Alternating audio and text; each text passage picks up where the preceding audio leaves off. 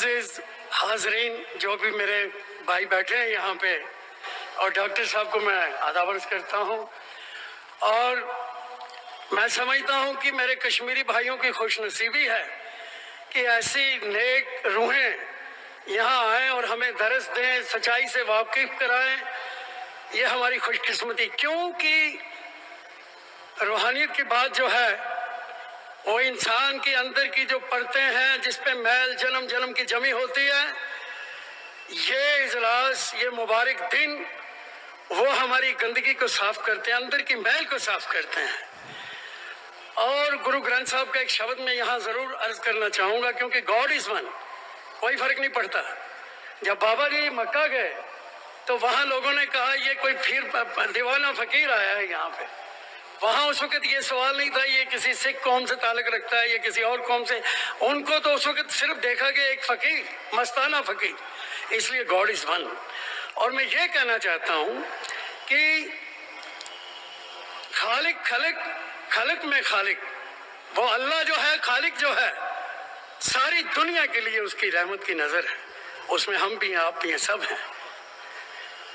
मैं डॉक्टर साहब से सिर्फ 2 मिनट, 1-2 मिनट में बात खत्म करना चाहता हूँ। मैं ये अर्ज करना चाहता हूँ, बड़े प्यार से, खुशी से मैं एक दिन लखनऊ के इमाम बाड़े पहुंचा, तो वहाँ पे मेरे को इतना प्यार आ गया, इतनी प्यारी मस्जिद शरीफ बनी हुई थी मार्बल में, वाइट मार्बल में। तो मेरा दिल किया कि मैं अंदर जाऊं, क्योंकि मेरा जमपल तो आप लोगों में है, मैं तो पैदा यहाँ हुआ हूँ, मैं तो कश्मीरी हूँ, फर्स्ट लिया है मैंने कश्मीरी, उसके बाद सारी बातें हैं। इस मिट्टी में जन्म लिया, इसमें मरेंगे, कोई परवाह नहीं। इतनी अर्ज मैं करना चाहता हूँ कि नहीं मुझसे रहा गया, प्यार आया मेरे दिल में। मैंने कहा खुदा मैं अंदर जाऊं और मैं ज़रा देखूं और अपनी रूह को खुश करूं, मैं देख के क्या है अंदर इसके।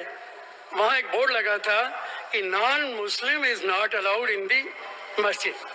मैं साहब जी से इतनी अर्ज करना चाहता हूँ, डॉक्टर साहब से, कि मुझे ये एक्सप्लेन कर दें, ये मेरे दिल में बैठी थी बात कि भाई ये नॉन मुस्लिम जो है वो मस्जिद में अलाउ है या नहीं, अगर नहीं है तो क्यों? Thank you sir. हमारे भाई साहब ने एक बहुत अच्छा सवाल पूछा। जनक सिंह रैली हूँ। जनक सिंह राली साहब माशाल्लाह बहुत अच्छा सवाल पूछे, और इनके सवाल से हमें मुसलमान को भी इंशाल्लाह हिदायत मिलेगी। जनक सिंह राली साहब ने सवाल किया कि वो चाहते थे लखनऊ में एक मस्जिद में जाए, लेकिन वहाँ बोर्ड लगा था कि non Muslims are not allowed, गैर मुसलमान को अंदर आने की इजाज़त नहीं है। ये पूछना चाहते ऐसा क्या इस्लाम में है, और है तो क्यों? गैर मुसलमान मस्जिद में कहना कि गैर मुसलमान दाखिल नहीं हो सकते, ये बिल्कुल गलत है। आम तौर पे गैर मुसलमान मस्जिद में आ सकते हैं। हमें अगर डर है कि वो कुछ दंगा फसाद करे उस टाइम उसे रोके तो अलग बात है, वरना गैर मुसलमान मस्जिद में आ सकते। और मोहम्मद सल्लल्लाहु अलैहि वसल्लम खुद गैर मुसलमान को मस्जिद में दावत दी। आपको अगर पता है सूरह इखलास के नुज़ूल कुरान जो है, सूरह इखलास जब नाजिल हुआ, उनका एक बहस चल रहा था नसारे के साथ मस्जिद नबवी के अंदर। वो नसारे ने पूछा मोहम्मद सल्लल्लाहु अलैहि वसल्लम से अल्लाह कौन है? तो मोहम्मद सल्लल्लाहु अलैहि वसल्लम ने सोचा क्या जवाब दूं, अल्लाह की तारीफ क्या करूं। तो वही आती कुल अल्लाहु अहद, कहो कि अल्लाह एक है, अल्लाहु समद, अल्लाह एब्सोल्यूट इटर्नल, लम यलिद वलम यूलद, वो ना किसी को जन्म देता है ना किसी से जना हुआ है, वलम यकुल लहु कुफुवन अहद, और उसके जैसा कोई भी नहीं है। तो ये जो नाज़िल हुआ जब मोहम्मद सल्लल्लाहु अलैहि वसल्लम क्रिश्चियन लोग से बहस कर रहे थे मस्जिद नबवी में, उस टाइम उनको परमिशन था। अभी अल्हम्दुलिल्लाह कोई भी मस्जिद में गैर मुसलमान जा सकता है, सिर्फ मक्का और मदीना में, और मैं कहूँगा क्यों नहीं। लेकिन आम तौर पे मस्जिद में गैर मुसलमान को हमें दावत देना चाहिए। जब कोई भी शहर में होता है ना कि ये देखने जाओ, जंतर मंतर देखो, ताजमहल देखो, ताजमहल देख के क्या करेंगे, तो मकबरा है। लेके आना चाहिए तो मस्जिद में, जामे मस्जिद में हमें गैर मुसलमान को लेके जाना चाहिए। हाँ, एहतराम के साथ, अगर कोई आ रहा है तो ऐसा नहीं आधी चड्डी में आओ, बोलना चाहिए भाई ठीक है, सही तरीके से आओ। लेकिन देखना चाहिए, लोग समझते हैं गैर मुसलमान चर्च में जाओ तो बुद्ध है, इशारे सलाम की, मंदिर में जाओ तो मूर्ति है, तो लोग समझते हैं अल्लाह भी कोई मूर्ति है क्या। जब आते हैं गैर मुसलमान सोचते हैं ये मस्जिद तो पूरी खाली और ढूंढते, तो मैं पूछा क्या ढूंढते आप, वो मूर्ति किधर है? मैं बोला किसकी मूर्ति? तो मस्जिद में दाखिल होंगे तो पता चलेगा ना कि हम मूर्ति पूजा नहीं करते। मस्जिद में से आने से रोकेंगे तो कैसे आप दावत देंगे उन्हें? तुम गैर मुसलमान लोग में मस्जिद में आ सकते। और एक हदीस है मोहम्मद सल्लल्लाहु अलैहि वसल्लम के टाइम पे एक गैर मुसलमान आके मस्जिद में अस्तगफुरुल्लाह वो पेशाब करता है। साहबा स्टेज में आके बहुत गर्म होते और उसे मारने जाते तब अपने नबी उन्हें रोक लेते, चुपचाप बोलते रहने दो। उसके जाने के बाद साहबा से कहते कि साफ कर लो। मस्जिद में आके पेशाब करते और मोहम्मद सल्लल्लाहु अलैहि वसल्लम कुछ नहीं कहते। ये उनकी हिकमत थी। और वो जाने के बाद बोलते वो जगह को साफ करो। ये अपने रसूल। और हम मुसलमान कहां से उन्हें मिलता है पता नहीं। नॉन मुस्लिम नॉट अलाउड, खवातीन नॉट अलाउड। तो मुझे कहना चाहिए कि गैर मुसलमान आ सकते, लेकिन एक सवाल ये भी है कि हरम में हरमैन कुरान की आयत है कि इस वक्त के बाद मस्जिद हरमैन मस्जिद मक्का और मदीना में गैर मुसलमान नहीं आ सकते। क्यों? क्योंकि हम जो कहते हर जगह का, हर मुल्क का कोई एरिया होता है, उन्होंने कैंटोनमेंट एरिया मिलिट्री एरिया है ना, मिलिट्री बेस। और ये मिलिट्री बेस में सिर्फ वो लोग जा सकते हैं जो देश की हिफाजत करते हैं, मिलिट्री लोग। मैं कहूंगा कि मैं सिटीजन हूं, मैं इंडिया का नागरिक हूं, मैं मिलिट्री बेस में जाना चाहता हूं, बोलते नहीं अलाउड नहीं। खाली जो लोग, भले मैं सिटीजन हूं, मैं इंडियन हूं, लेकिन मिलिट्री बेस में नहीं जा सकता हूं, सिर्फ वो लोग जो देश की रक्षा करते हैं वो लोग अलाउड है। इसी तरीके से हमारे हरमैन मक्का और मदीना हमारा अमन की जगह है। वहां सिर्फ वो लोग जा सकते हैं जो इस्लाम के लिए मर मिटने को तैयार है। ये पहली वजह है।